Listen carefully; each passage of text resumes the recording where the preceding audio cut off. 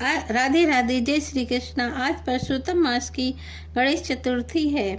हम गणेश चतुर्थी की कहानी और 15वां अध्याय पुरुषोत्तम मास का सुनाने जा रहे हैं। राधे राधे, जय श्री कृष्णा। जय विनायक जी की जय, गणेश जी की जय। विनायक जी की कहानी।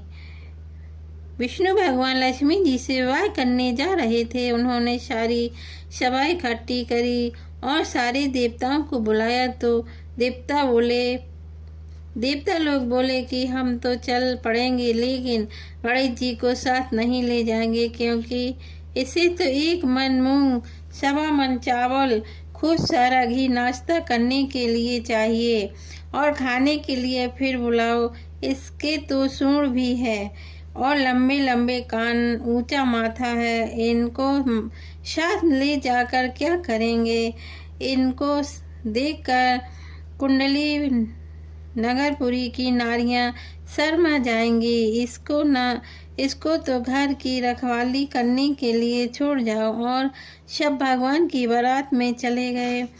वे इतने में नारद जी आए और गणेश जी से बोले, तुम्हारा तो बहुत अपमान किया है, क्योंकि तुम्हें घर की रखवाली के लिए छोड़ गए। तुम्हें ले जाने से बारात बुरी लगती, इसलिए तुम्हें नहीं ले गए। गणेश जी बोले, अब क्या करें? तब नारद जी बोले, धरती पोली कर दो, इससे भगवान के रथ का पहिया धरती में धंस जाएगा। सबने निकालने की कोशिश की, परंतु पहिया नहीं निकला। उनमें से कोई बढ़ई को बुलाकर लाया। बढ़ई ने हाथ लगाते ही कहा, जय विनायक जी की जय, जय गणेश जी की बोलो ओ जय। कोई बोला, तुमने विनायक जी को क्यों याद किया? तब वह बोला कि विनायक जी को याद किए बिना कोई भी कार्य सिद्ध नहीं होता। तब कोई बोला कि हम तो गणेश जी को घर ही छोड़ आए।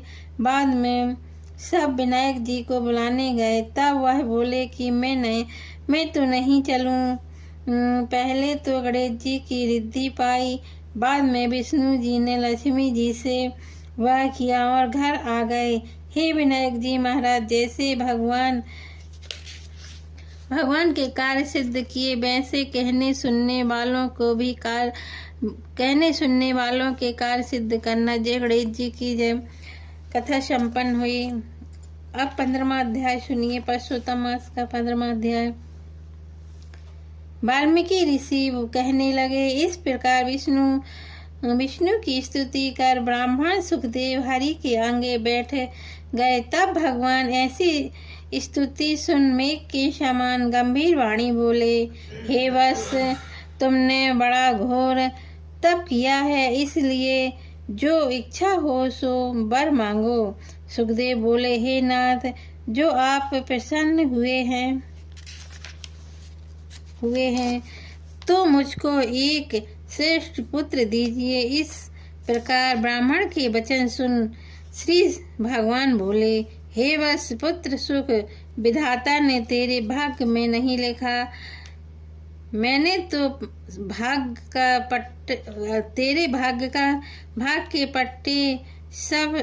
के पट्टे के सब अक्षर देखे हैं, परंतु उनमें 7 जन्म में भी तुझे बेटे का सुख नहीं है। भगवान के ऐसे वज्र प्रवाह जैसे कठोर वचन सुनकर जड़ से कटे हुए वृक्ष की तरह वह ब्राह्मण पृथ्वी पर गिर पड़ा। गौतमी अपने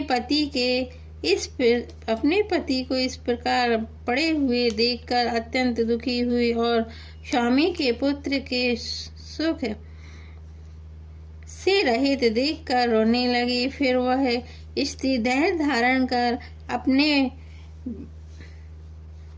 अपने पड़े हुए पति से इस प्रकार बोली, हे नाथ, धीरज धारण कीजिए। उठो, जो विधाता ने ललाट पे लिख दिया है, वह सुख अथवा दुख अवश्य ही भोगना पड़ेगा। इस प्रकार उस स्त्री के तीव्र शोक से युक्त वचन सुनकर उत्पन्न दुख से कांपता हुआ गरुण विष्णु भगवान से कहने लगा, हे हरे, आप इस शोक सागर में डूबी हुई ब्राह्मणी को देखिए और गिरते हुए आंसुओं से व्याकुल ब्राह्मण को देखिए। हे दीन बंधु, आपके भक्तों के दुखों को न सहने वाली दया कहाँ गई। श्री नारायण बोले, इस प्रकार गणों से अमृत समान वचन बोले। हे गरुण, इस ब्राह्मण को एक मनोगत पुत्र शीघ्र दूंगा। इस प्रकार हरि के अनुकूल वचन सुनकर गरुण ने अपनी अति प्रसन्न होकर उस ब्राह्मण को अति सुंदर अनुरूप पुत्र दिया। 15वां अध्याय समाप्त हुआ। जय श्री कृष्ण। 7वां अध्याय इस प्रकार है। वाल्मीकि जी कहने लगे, इस प्रकार अनुपम वर देखकर दोनों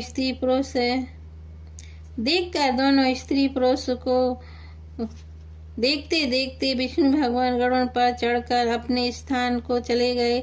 कुछ समय व्यतीत होने पर गौतमी के पुत्र उत्पन्न हुआ और सुखदेव ने पुत्र के पैदा होने पर अति प्रसन्नता के साथ श्रेष्ठ ब्राह्मणों को बुलाकर जाति कर्म किया और स्नान कर ब्राह्मणों को बहुत सी दान दक्षिणा दिया।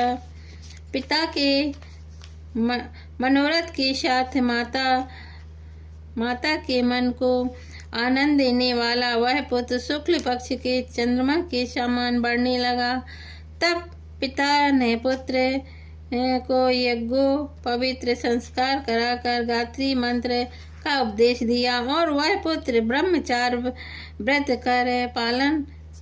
का पालन करने लगा। वाल्मीकि जी ऋषि कहने लगे, एक समय करोड़ों सूर्य के समान कांति वाले देवल ऋषि वहां पर आए। उनको देखकर सुखदेव ने उनके लिए आसन बिछाया। उस आसन पर देवल मुनि बैठकर बोले, हे सुखदेव, लक्षणों से युक्त यह तुम्हारा पुत्र महाभाग्यवान है, परंतु इसमें एक ही दोष है जिससे इसके सब गुण व्यर्थ हो जाएंगे।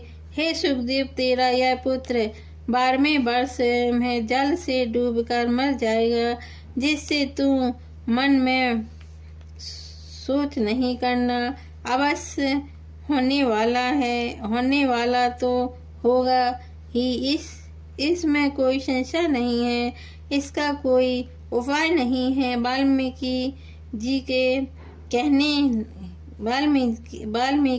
कहने लगे, देवा ऋषि के ऐसे वचन सुनकर सुखदेव शर्मा पृथ्वी पर गिर पड़े और देवल मुनि इतना कहकर ब्रह्मलोक को चले गए। और सुखदेव देवल मुनि के वचनों का स्मरण कर बहुत काल तक विलाप करते रहे। फिर गौतमी पुत्र को गोद में लेकर प्रेम से मुंह चूमकर अपने पति से बोली, हे दुजराज, होने वाली वस्तु से भय नहीं करना चाहिए। जो होने वाला है सो तो होगा ही, और जो नहीं होने वाला है वह कभी नहीं होगा। इसलिए हे नाथ, उठो और सब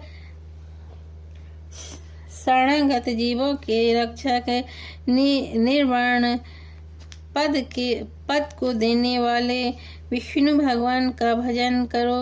वाल्मीकि ऋषि कहने लगे, इस प्रकार